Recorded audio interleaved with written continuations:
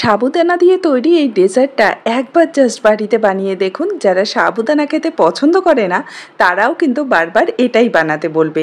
এই প্রচণ্ড গরমে যদি খাবারের শেষে এমন ঠান্ডা ঠান্ডা ডেজার্ট থাকে তাহলে তো জাস্ট জমে যাবে। একদম বাটারের মতো ক্রিমি আর সফট এই ডেজার্টটা মুখে দেওয়ার সাথে সাথেই জাস্ট মিলিয়ে যাবে। আর আমি গ্যারান্টি দিয়ে বলছি, একবার এই ডেজার্টটা বাড়িতে তৈরি করলে আপনারা কিন্তু বারবার বানাতে চাইবেন, এতটাই টেস্টি হয় খেতে। ছোট থেকে বড় পরিবারের সকলেরই কিন্তু খুব পছন্দ হবে। ঘরে থাকা সামান্য কয়েকটা উপকরণ দিয়েই আপনারা এই ডেজার্টটা তৈরি করে নিতে পারবেন। আর তার সাথে একদম নো ফেল একটা রেসিপি, তাই জিনিস ওয়েস্ট হওয়ার তো কোনো টেনশনই নেই। তো হ্যালো এভরিওয়ান, কেমন আছেন আপনারা সবাই? আশা করি আপনারা সবাই ভালো আছেন and welcome to my channel. তো আজকের এই রেসিপিটা যদি আপনাদের ভালো লেগে থাকে অবশ্যই লাইক আর শেয়ার করবেন। আর আমার চ্যানেলে নতুন এসে থাকলে চ্যানেলটাকে সাবস্ক্রাইব করে নেবেন। চলুন তাহলে শুরু করি আজকের এই রেসিপি। তো প্রথমেই একটা মিক্সিং বোলে আমি নিয়ে নিচ্ছি হাফ কাপ সাবুদানা।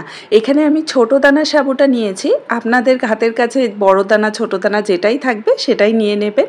কিন্তু খেয়াল রাখবেন সাবুদানাটাকে ভালো করে কিন্তু ধুয়ে নিতে হবে। তো 2 থেকে 3 বারের মতো ভালো করে আমি এই সাবুদানাটাকে ধুয়ে নিচ্ছি, যাতে করে কোনো রকম নোংরা এর মধ্যে না থাকে। অনেকেই আছে যারা সাবুদানা খেতে একদমই পছন্দ করে না, কিন্তু এই ডেজার্টটা একবার যদি আপনারা বানিয়ে খাওয়ান তারা কিন্তু বিশ্বাসই করতে পারবে না যে এটা সাবু দিয়ে তৈরি, এতটাই টেস্টি হয়। তো এখানে আমি সাবুদানাগুলো ভালো করে ধুয়ে নিয়েছি, এটাকে কিছুক্ষণের জন্য এখন সাইডে রেখে দিচ্ছি। অন্যদিকে আমি একটা সসপ্যানে কিছুটা পরিমাণ জল খুব ভালো করে এখানে ফুটিয়ে নিয়েছি। এবারে আমরা যে সাবুদানাগুলো ধুয়ে রেখেছিলাম সেটা পুরোটাই এর মধ্যে দিয়ে দিচ্ছি। এখন এই সাবুদানাগুলোকে আমাদের ভালো করে কুক করে নিতে হবে, মানে সেদ্ধ করে নিতে হবে, যাতে কাঁচা ভাব না থাকে। খুব বেশি সময় লাগবে না, 8 থেকে 10 মিনিটের মধ্যেই সাবুদানাগুলো সেদ্ধ হয়ে যাবে। আর একটু বাদে বাদে কিন্তু অবশ্যই এটাকে নাড়াচাড়া করে দেবেন, না হলে কিন্তু একটার সাথে আরেকটা লেগে যাবে। আর জলের পরিমাণটা কিন্তু অবশ্যই একটু বেশি করে নেবেন, তাহলে কি হবে, আঠালো ভাবটা একটু কম থাকবে। তো এখানে দেখুন আমি কিছুক্ষণ বাদে বাদে কিন্তু একটু নাড়াচাড়া করে দিয়েছি।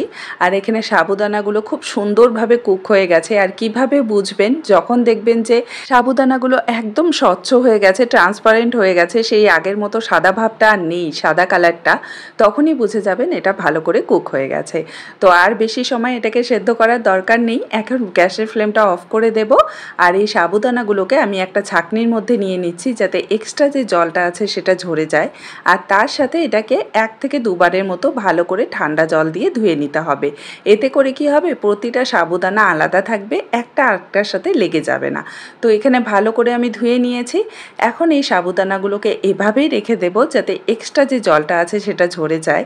আর ততক্ষণ চলুন আমরা একটা ক্যারামেল তৈরি করে নিই। তো তার জন্য এখানে একটা সসপ্যানে আমি 1/3 কাপ চিনি নিয়ে নিলাম, আর তার সাথে দিয়ে দিলাম 2 টেবিল চামচের মতো জল। এবারে গ্যাসের ফ্লেমটা একদম লোতে রেখে অপেক্ষা করতে হবে কিছুক্ষণের জন্য, যতক্ষণ না চিনিটা হালকা একটু মেল্ট হয়ে যাচ্ছে। আচ্ছা, আপনারা যদি ননস্টিকে এই ক্যারামেলটা তৈরি করেন, ননস্টিক প্যানে, তাহলে কোনো রকম কিন্তু জল অ্যাড করার দরকার নেই। আমি এখানে স্টিলের সসপ্যান ব্যবহার করেছি, তাই সামান্য একটু জল দিয়ে দিয়েছি, না হলে কিন্তু পুড়ে যাওয়ার চান্স থাকে।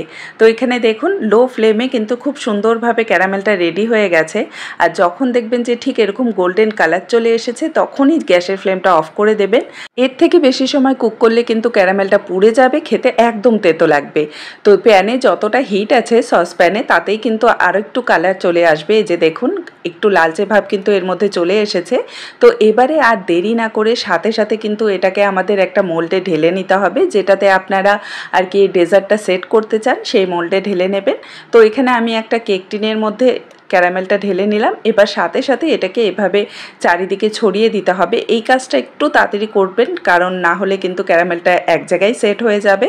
তো এখানে ক্যারামেলটা আমি ভালো করে মোলটাতে ছড়িয়ে নিয়েছি। এবারে এটাকে আমি কিছুক্ষণের জন্য সাইডে রেখে দিচ্ছি।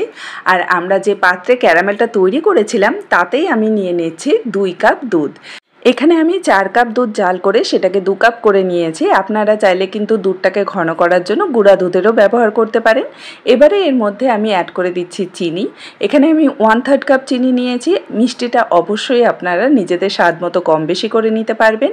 এখন আমরা যে সাবুদানাটা রেখে দিয়েছিলাম জল ঝরানোর জন্য, সেটা এর মধ্যে অ্যাড করে দেব। আর আপনারা দেখেই বুঝতে পারছেন এর মধ্যে কিন্তু একটুও জল নেই। তো এই জিনিসটা খেয়াল রাখবেন।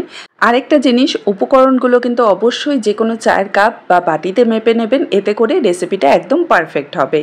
এবারে আমাদের ডেজার্টটাকে তাড়াতাড়ি জমানোর জন্য আমি এখানে 1 টেবিল চামচ আগার আগার পাউডার দিয়ে দিচ্ছি। আচ্ছা, এটা যে কোনো লোকাল স্টোরে বা সুপার মার্কেটেও আপনারা খুব সহজে পেয়ে যাবেন, চাইলে অনলাইনেও আপনারা পারচেস করে নিতে পারেন। এখন সব কিছুকে ভালো করে একটু হ্যান্ড উইক্স দিয়ে মিশিয়ে নেব, যাতে সাবুদানাগুলো সব জায়গায় ভালো করে ছড়িয়ে যায়, একটার সাথে আরেকটা লেগে না থাকে। তো এখানে দেখুন ভালো করে মেশানো হয়ে গেছে।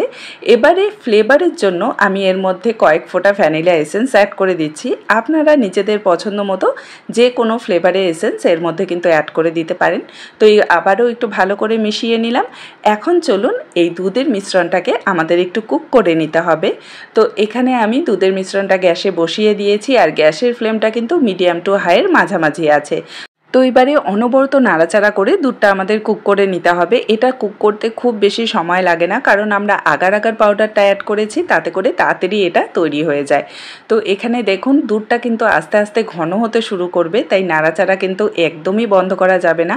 আর যখন দেখবেন যে দুধটা ফুটে উঠতে শুরু করেছে, জাস্ট 2 মিনিটের মতো একদম লো ফ্লেমে আমাদের কুক করে নিতে হবে। খেয়াল রাখবেন দুধের এই মিশ্রণটাকে কিন্তু খুব বেশি সময় জাল করে ঘন করার কোনো প্রয়োজন নেই, কারণ বেশি ঘন হয়ে গেলে কিন্তু ডেজার্টটা ঠিকঠাকভাবে সেট নাও হতে পারে।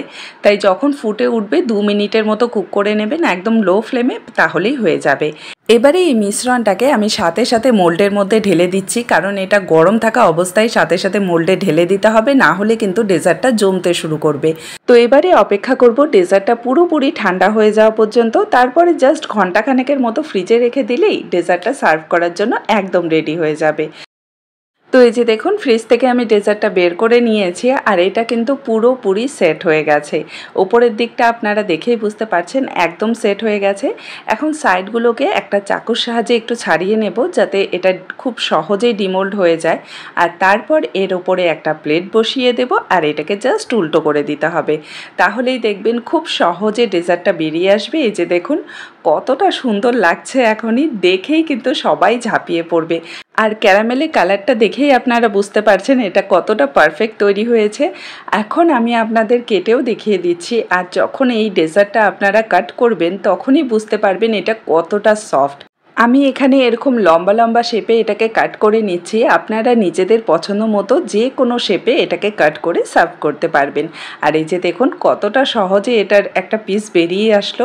খুবই সহজ একটা রেসিপি, ঘরে থাকা সামান্য কয়েকটা উপকরণ দিয়েই কিন্তু আপনারা এটা তৈরি করে নিতে পারবেন। আর বিশ্বাস করুন যদি আপনারা নিজে থেকে না বলেন, কেউ বুঝতেই পারবে না এই ডেজার্টটা আপনারা সাবুদানা দিয়ে তৈরি করেছেন। এক টুকরো খেলেই মন প্রাণ সব ঠান্ডা হয়ে যাবে। যা গরম পড়েছে, একবার এই ডেজার্টটা কিন্তু অবশ্যই ট্রাই করে দেখতে পারেন। আমি সবসময় চেষ্টা করি প্রতিটা রেসিপি ডিটেলসে শেয়ার করার। আশা করছি আজকের রেসিপিটাও আপনাদের কাছে ভালো লাগবে। আর যদি ভালো লাগে আমাকে কমেন্টে জানাতে কিন্তু একদমই ভুলবেন না। দেখা হবে আপনাদের সাথে আরেকটি নতুন সহজ আর মজাদার রেসিপি নিয়ে।